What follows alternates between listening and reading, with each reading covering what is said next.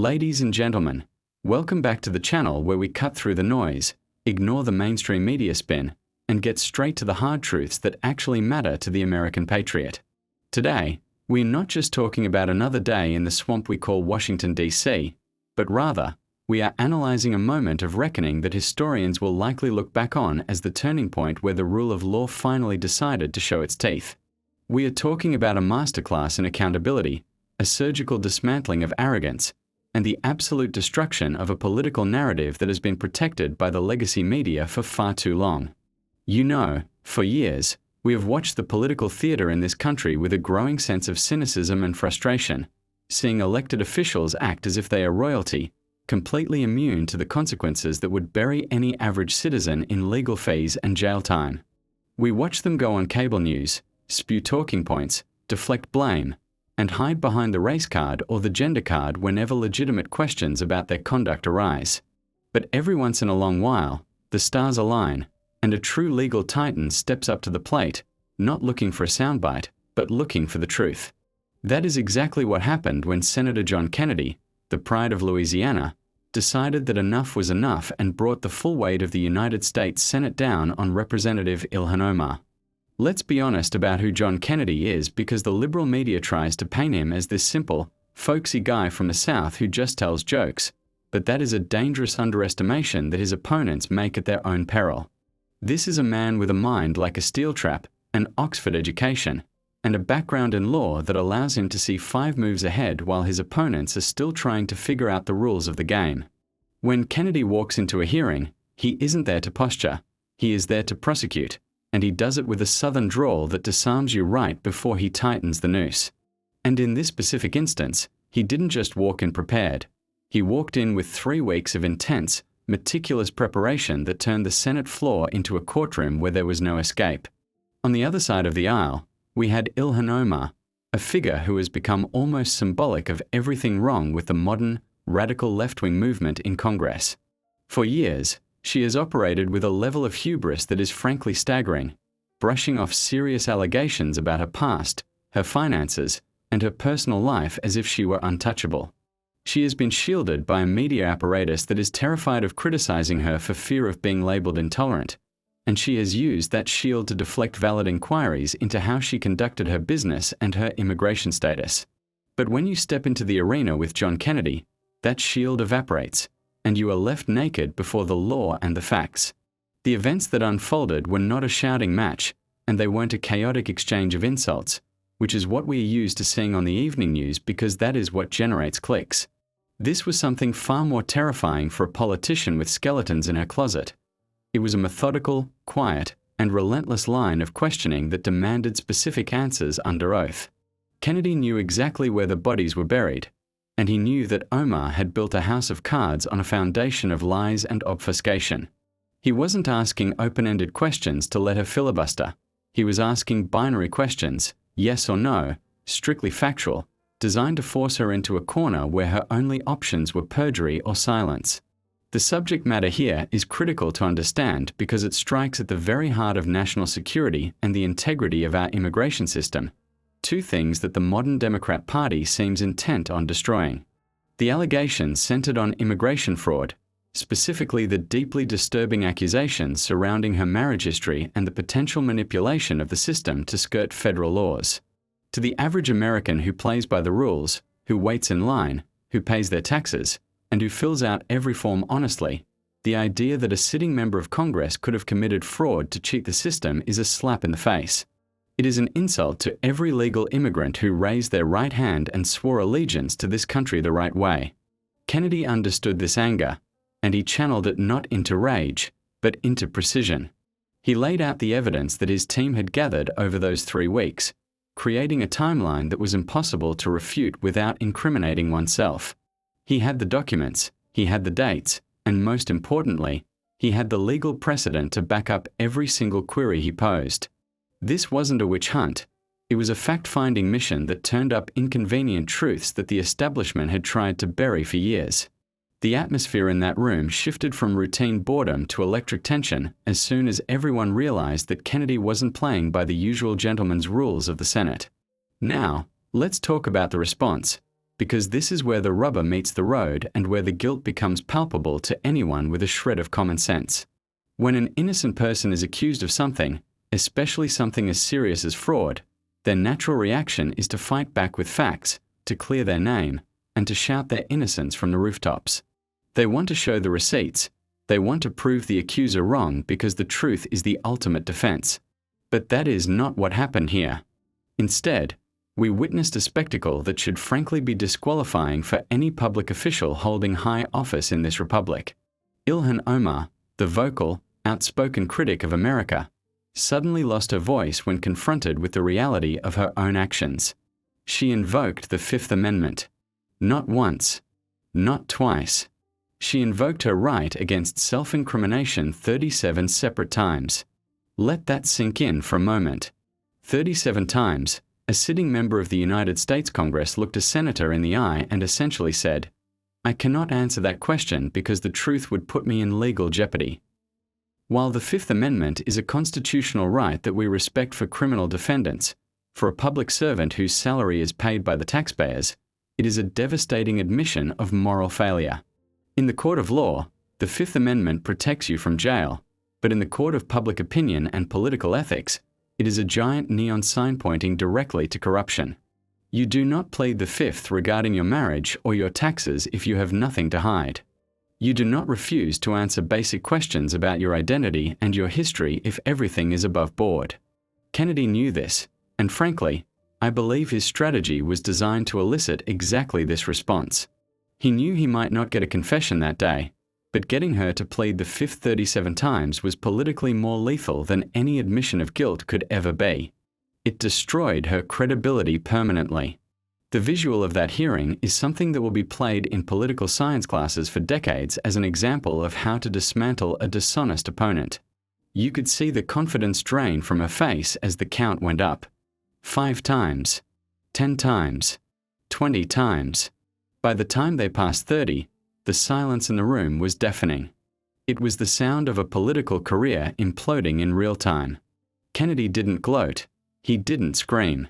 He just kept reading the questions, calmly, methodically, putting every refusal to answer into the official congressional record. That record is forever. It is now a historical document that future generations will read to understand the level of rot that existed in our government during this era. This confrontation highlights a massive divide in our country between those who believe in the rule of law and those who believe that power grants you immunity. The Democrats have spent years weaponizing the legal system against Donald Trump and anyone who supports the MAGA movement, inventing crimes and stretching statutes to try and take down their political opponents. Yet, when one of their own is caught in a web of actual, tangible legal discrepancies involving federal immigration law, they suddenly become very quiet. But Kennedy forced them to look at it. He forced the media to acknowledge it, even if they tried to bury the story on page 10 the next day. The aftermath of this hearing was exactly what justice looks like, even if it moves slower than we would like. The fact that this led to federal investigations is proof that the system can still work if you have courageous leaders willing to push the button. The FBI and the Department of Justice, often criticized for their partisan leanings, were left with no choice but to act because the evidence laid out by Kennedy was so overwhelming and the public invocation of the Fifth Amendment was so suspicious that ignoring it would have been a dereliction of duty. The pressure mounted, not from the top down, but from the facts up. And finally, we arrive at the resignation. This is the ultimate vindication for every conservative who has been gaslit for years, told that Ilhan Omar was a patriot and that questioning her background was racist or xenophobic. Her resignation wasn't an act of grace. It was a forced surrender. It was the realization that the gig was up, that the protective bubble had burst, and that the legal jeopardy she was facing was real and imminent. Kennedy didn't just win a debate. He effectively removed a cancerous element from our legislative body through the sheer force of legal competence. But we have to ask ourselves, why did it take this long? Why did it take a senator from Louisiana to do the job that the entire investigative press corps should have done years ago? It's because the mainstream media is complicit. They protected her. They ran cover for her.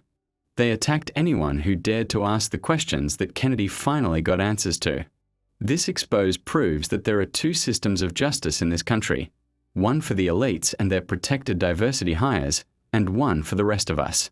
Kennedy just managed to bridge that gap for one glorious afternoon. We need to dive deeper into the specifics of the spiderweb that Kennedy alluded to. When he was preparing for those 3 weeks, he wasn't just looking at marriage certificates. He was looking at tax returns, campaign finance reports, and travel logs. He was building a holistic picture of a life built on deception. The questions he asked were linked. If she answered one truthfully, she would contradict another lie told on a different federal form. It was a perjury trap of her own making. She had lied on so many different documents over so many years that there was no consistent story she could tell that wouldn't land her in hot water. This is the common sense that we talk about all the time. Common sense tells you that if you marry your brother for immigration purposes, that's a crime. Common sense tells you that if you use campaign funds for personal enrichment, that's a crime. Common sense tells you that you cannot represent the American people if you have fundamentally defrauded the American government to get here. Kennedy is the avatar of common sense in a city that has gone completely insane. He stripped away the ideology, stripped away the identity politics, and made it about the law. Black, white, man, woman, Christian, Muslim, it doesn't matter. Did you break the law? Did you lie to the federal government? The significance of the 37 pleas cannot be overstated. In civil litigation, a jury is allowed to make an adverse inference from a witness pleading the fifth. That means the jury is allowed to assume the answer would have been yes, I did it. In the court of public opinion, we are the jury. And when we see a congresswoman refuse to deny immigration fraud 37 times, we are making that adverse inference. We know what happened. And now, thanks to Senator Kennedy, the history books will know what happened too. This wasn't a partisan hit job. This was a partisan exposure of a criminal reality. Think about the resources that went into protecting this narrative for so long.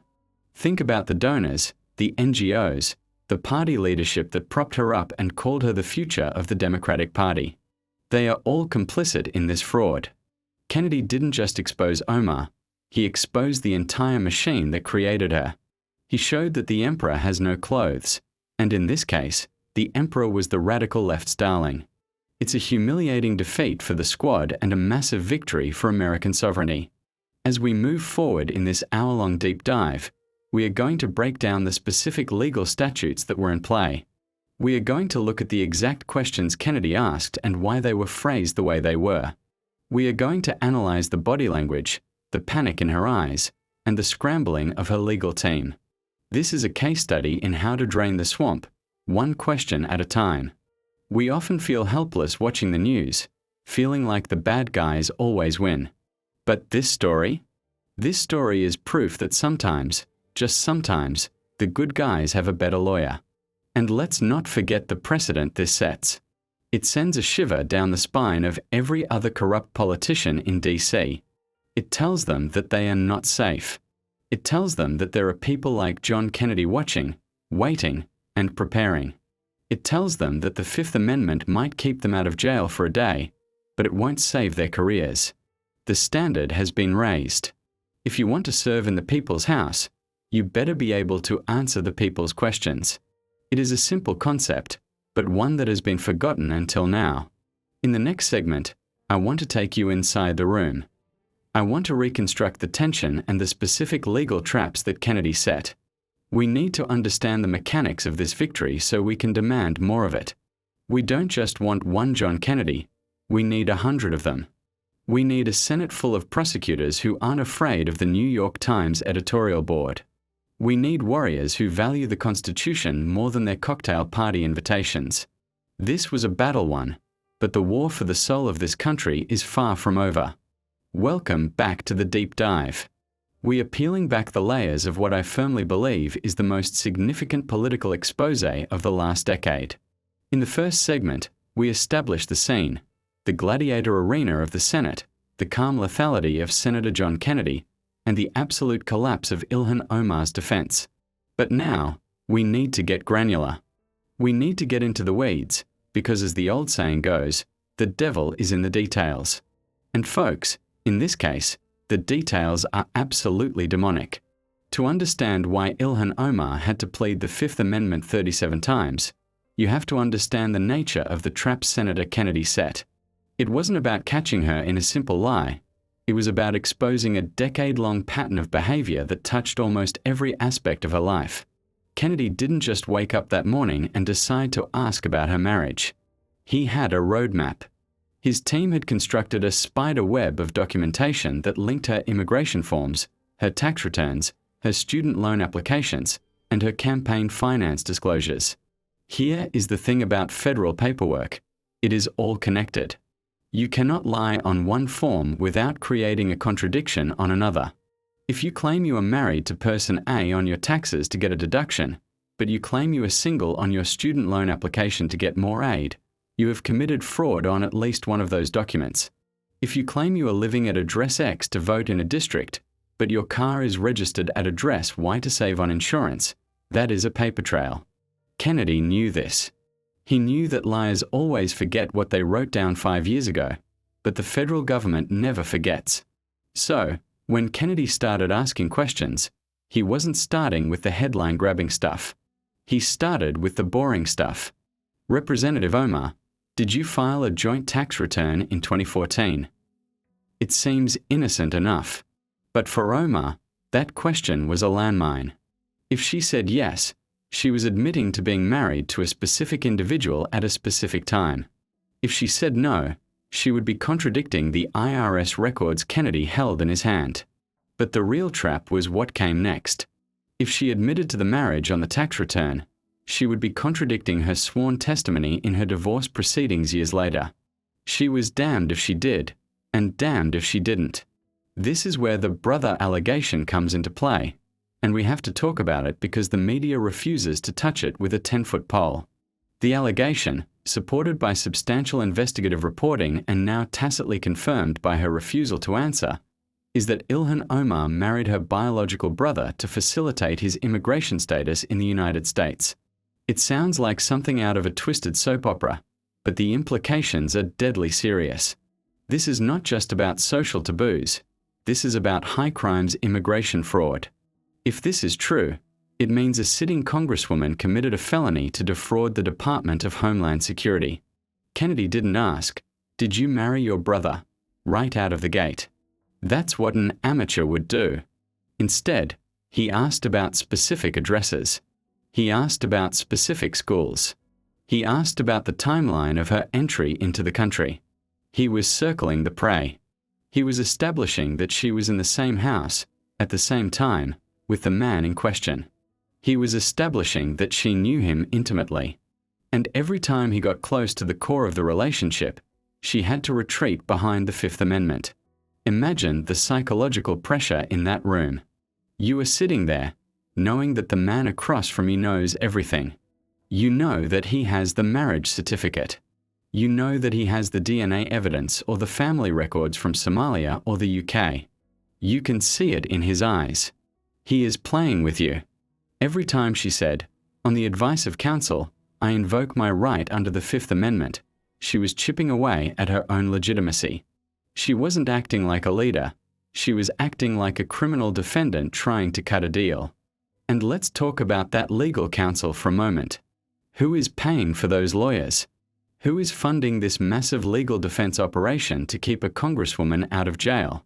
You have to wonder if campaign funds, donated by hardworking Americans, were being funneled into legal fees to protect her from the consequences of her own personal fraud. Kennedy hinted at this too. He asked about the flow of money. Did you use funds from your campaign committee to pay for legal services related to your immigration status? Another plea of the Fifth. That specific question is a nuclear bomb. Campaign finance laws are incredibly strict. You cannot use donor money for personal legal problems that are unrelated to your official duties. If she used campaign money to cover up immigration fraud that happened years before she was elected, that is wire fraud. That is embezzlement. That is another felony to add to the pile. Kennedy was effectively stacking charges on top of charges, building a federal indictment in real time on the Senate floor. The genius of Kennedy's approach was that he stripped away the racism defense.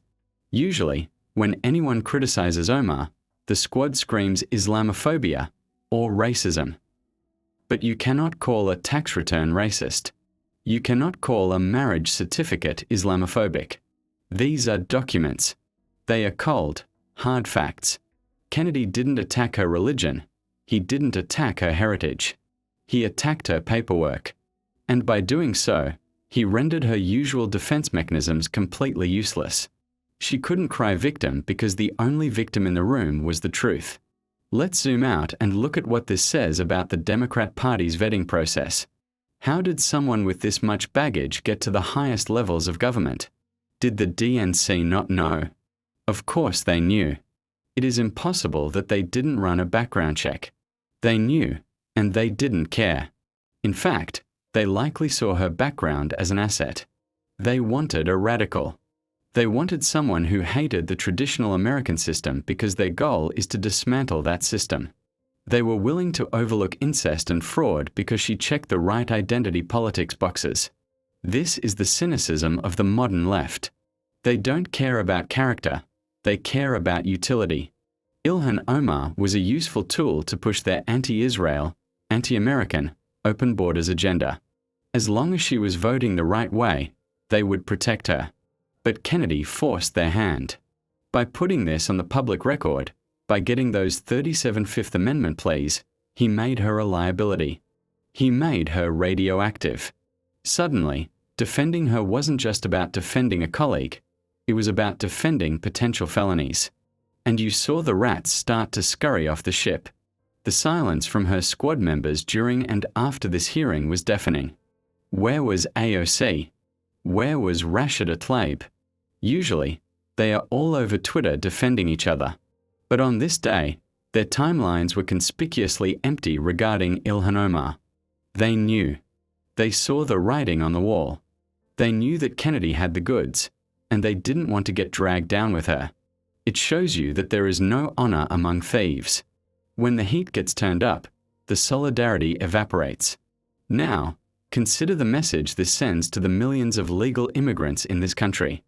I have spoken to many people who came here legally, people who spent thousands of dollars on lawyers, who waited 10 years for a visa, who studied for the citizenship test until they could recite the Constitution better than most natural-born citizens. When they see someone like Ilhan Omar cheat the system, lie her way to the top, and then spit on the country that took her in, it makes their blood boil. They feel betrayed. Kennedy was fighting for them. He was saying, your sacrifice matters. The rules matter. If we allow people to hold power who obtain their citizenship through fraud, we are essentially saying that our sovereignty is a joke. If the very foundation of your presence in this country is a lie, then everything you do subsequently is fruit of the poisonous tree. Every vote she cast, every bill she sponsored, every salary check she cashed, it was all illegitimate. Kennedy was essentially arguing for the annulment of her political existence. It is also crucial to note the role of the alternative media in this. For years, independent journalists, the ones called conspiracy theorists by CNN, were the ones digging up these marriage records. They were the ones going to the courthouses in Minnesota. They were the ones tracking down the yearbooks. Kennedy's team validated their work. This was a victory for the citizen journalists who refused to let the story die. It proved that the conspiracy theorists were actually just investigative reporters that the mainstream media was too cowardly to hire. As we move toward the inevitable conclusion of this saga, the resignation, we have to look at the legal mechanics of what happens next. Pleading the Fifth in a congressional hearing doesn't automatically trigger a criminal trial, but it hands the Department of Justice a roadmap. Kennedy effectively did the FBI's homework for them. He wrapped the case up with a bow and dropped it on the Attorney General's desk. Here is the fraud. Here are the 37 refusals to deny it. Do your job. And that is why she had to resign. It wasn't because of pressure. It wasn't because she wanted to spend more time with her family. It was because her lawyers told her, if you stay in Congress, Kennedy is going to keep digging. If you leave, maybe, just maybe, they will cut you a deal to avoid prison. Her resignation was a plea bargain in disguise. It was a desperate attempt to stop the bleeding before she ended up in federal prison. This moment in history serves as a stark reminder of the fragility of our republic. We are only as strong as the integrity of the people we elect. When we elect fraudsters, we get a fraudulent government. When we elect people who hate America, we get policies that destroy America. Kennedy stood in the breach. He was the firewall. But he is just one man. How many other Ilhan Omars are there in Congress right now? How many other representatives have skeletons that are being protected by the media? Kennedy has given us the blueprint on how to find them. You don't scream at them. You don't protest outside their offices. You subpoena them. You put them under oath. You ask them specific, factual questions. And you watch them crumble. The truth is a lion. You don't have to defend it. You just have to let it loose. Kennedy let the lion loose that day, and it devoured Ilhan Omar's career. In the next section, I want to explore the what ifs. What if Kennedy hadn't stepped up? What if the Republicans hadn't taken back the Senate to allow this hearing to happen? We were dangerously close to this corruption being buried forever. We need to talk about the razor-thin margin between justice and a cover-up. We also need to discuss the broader strategy of the Republican Party moving forward. Is this the new standard? Will we see more hearings like this? Or will the establishment try to go back to business as usual? We are watching a war for the soul of the country, fought with subpoenas and transcripts. And for the first time in a long time, the good guys won a decisive battle. But the war is long, and the enemy is entrenched. Stay tuned, because when we come back, we are going to look at the global implications of this, the reaction from foreign adversaries who saw American weakness in Omar, and how restoring integrity in Congress restores respect for America on the world stage. Welcome back. We are deep in the trenches now, dissecting the anatomy of a political takedown that has saved this republic from a profound embarrassment. In the previous segments, we walk through the courtroom drama of Senator Kennedy's masterclass and the specific legal webs that ensnared Ilhan Omar. But now, we need to zoom out and look at the what ifs. We need to look at the alternate reality that almost came to pass, and we need to discuss the terrifying national security implications that the mainstream media is desperate to ignore. Because, folks, this wasn't just about a marriage certificate. This was about the security of the United States of America. Let's start with a chilling realization. We were one election cycle away from never knowing the truth. If the Republicans had not fought tooth and nail to take back control of the Senate committees, John Kennedy would not have held that gavel. He would not have had subpoena power. If the Democrats were in charge, Ilhan Omar wouldn't have been under oath. She would have been holding the gavel herself, lecturing the rest of us on morality and justice. That is how close we came to having a fraudster permanently entrenched in the highest echelons of power. It is a stark reminder that elections have consequences, and sometimes those consequences are the difference between exposing a criminal and letting them run the country. Consider the absolute insanity that Ilhan Omar sat on the House Foreign Affairs Committee. Let that sink in. The Foreign Affairs Committee. This is the body that oversees our relationships with allies, our strategies against enemies, and receives high-level intelligence briefings about global hotspots. We had a woman who, as the evidence now suggests, committed federal immigration fraud to enter this country, sitting in a room where the nation's secrets were discussed. In the world of intelligence, this is what we call a compromised asset. Any intelligence officer will tell you that the number one way to recruit a spy or a double agent is through leverage. You find something they are hiding, an affair, a gambling debt, or in this case, a massive immigration felony, and you use it to blackmail them.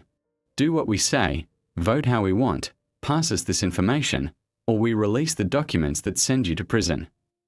By having such a massive skeleton in her closet, Ilhan Omar was a walking national security risk every single day she held that clearance. Did foreign adversaries know about her fraud before we did? It is highly likely. Intelligence agencies like the Mossad, the FSB, or Chinese intelligence are thorough. If independent bloggers in Minnesota could find the marriage certificates, You better believe foreign spy agencies had that file years ago. So the question Kennedy was really asking wasn't just, did you lie? The subtext was, who owns you? If you are living a lie, you are vulnerable. And we cannot have vulnerable people making decisions about war and peace. This is why the security clearance process exists for normal people. If you or I applied for a job at the CIA or the FBI, and we lied about our spouse or our address, we wouldn't just be denied the job, we would be handcuffed in the lobby. Yet, here was a congresswoman skirting these basic checks for years, shielded by a political party that prioritized diversity quotas over national safety. This brings us to the double standard that is tearing this country apart. Let's compare the treatment of Ilhan Omar to the treatment of George Santos. Remember him? The Republican congressman who lied about his background? The media went into a feeding frenzy. They camped outside his office. They investigated his dog, his grandmother, his shoes. They didn't stop until he was expelled from Congress. And you know what? Fair enough. If you lie, you should go. But where was that energy for Ilhan Omar? The allegations against her were far more serious. Federal immigration fraud involving a sibling. Yet the New York Times, CNN, and MSNBC treated her with kid gloves. They called her brave. They put her on magazine covers. This is the protection racket of the liberal media. They act as the Praetorian Guard for the left. They decide who is a villain and who is a victim based entirely on political affiliation. Kennedy destroyed that racket. By forcing the issue into the congressional record, he bypassed the media gatekeepers. He didn't need a New York Times investigative report. He created his own report, under oath, on live television. He forced the media to cover it because they couldn't ignore a resignation. He embarrassed the entire journalistic class by doing their job for them. We also have to talk about the culture of the district that elected her.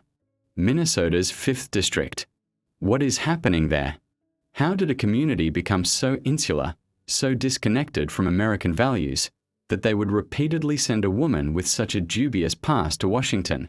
It speaks to a failure of assimilation. We have allowed enclaves to form in this country where the laws of the United States seem to be viewed as suggestions rather than mandates. The ballot harvesting scandals that have plagued that region are part of the same rot. When you have a political machine that relies on tribal loyalty rather than civic duty, you get politicians like Ilhan Omar. Kennedy's victory is a signal to those communities as well. The Constitution applies to everyone. You cannot create a mini-state within America where fraud is overlooked because she is one of us. No. When you take that oath of office, you belong to the American people, all of us. And if you betrayed the laws to get there, you are an imposter. The people of Minnesota deserve better, even if they don't realize it yet. They deserve a representative who doesn't have to plead the Fifth Amendment 37 times when asked if she married her brother. That is a low bar, folks. That is a very low bar. And let's look at the financial aspect again, because follow the money is always the golden rule. During the hearing, Kennedy probed into the tax returns. This isn't just about the IRS getting their cut. This is about the integrity of the entire social safety net. If she filed jointly when she wasn't living with a person, or filed singly when she was married, she was likely manipulating the system to maximize benefits or minimize liability. This is theft. It is theft from the taxpayer. Every dollar she saved by lying is a dollar that came out of your pocket. When you see hardworking Americans struggling to pay for groceries, struggling to pay their taxes, and then you see a congresswoman who makes $174,000 a year plus benefits, scamming the tax system, it creates a righteous anger. It destroys trust in government. Why should we follow the rules if the rulemakers don't? Kennedy understood that visceral anger. He wasn't just acting as a lawyer. He was acting as the voice of the forgotten man and woman who plays by the rules and gets crushed by them. He was leveling the playing field. The resignation of Ilhan Omar is a victory, yes, but it is also a warning. It is a warning that the deep state, the permanent bureaucracy that protects its own, is real, but it is not invincible. It took a while, it took the right circumstances, and it took a warrior like Kennedy, but the wall was breached. The question is, will the Department of Justice follow through? Now that she is a private citizen, she doesn't have congressional immunity. The statute of limitations on immigration fraud is long. The statute of limitations on tax fraud is significant. Will we see an indictment? If we don't, it proves that the two-tiered justice system is still in effect. If Donald Trump can be indicted for a bookkeeping error from 7 years ago, surely Ilhan Omar can be indicted for systemic federal fraud that she essentially admitted to by pleading the Fifth. The ball is in the DOJ's court. But even if they refuse to act, Kennedy has already delivered the sentence: political exile. She is done. Her legacy is tattered. She will forever be known as the Congresswoman who couldn't answer the question. We also need to give credit to the new breed of Republican leadership. For years, the GOP was the stupid party. We were the party that brought a knife to a gunfight. We were too polite. We let the Democrats trample all over us because we didn't want to look mean. John Kennedy represents the evolution of the party. He is polite, yes. He calls everyone sir and. But he is lethal. He brings a bazooka to the gunfight. He uses the Democrats' own tactics: legal warfare, detailed opposition research, relentless questioning, against them. This is the blueprint for 2026 and beyond. We don't need more reach across the aisle, Republicans who just want to be liked by the Washington Post. We need more prosecutors. We need more investigators. We need people who look at the federal budget and the federal bureaucracy as a crime scene that needs to be secured. Every hearing should be like this one. Every cabinet secretary, every agency head, every radical appointee should face the Kennedy treatment. You sit them down, you put them under oath, and you drill until you hit the truth. Think about the message this sends to the rest of the squad. AOC, Tlaib, Presley, they are watching. They are checking their own paperwork right now. They are scrubbing their own social media history. They are terrified because they know that the precedent has been set. The immunity is gone. If Ilhan can fall, any of them can fall. Kennedy has put the fear of God into the radical left, and that is a beautiful thing to behold. As we prepare to move into the final segment of this hour-long special, we need to think about the future. What does a post-Omar Congress look like? It looks cleaner. It looks more American. It looks like a body that might actually get some work done for the American people instead of obsessing over identity politics and hatred of Israel. We have removed a blockage in the artery of our democracy. But we cannot rest. The machine that created Ilhan Omar is still running. The universities are still churning out radicals. The NGOs are still importing voters. The media is still lying.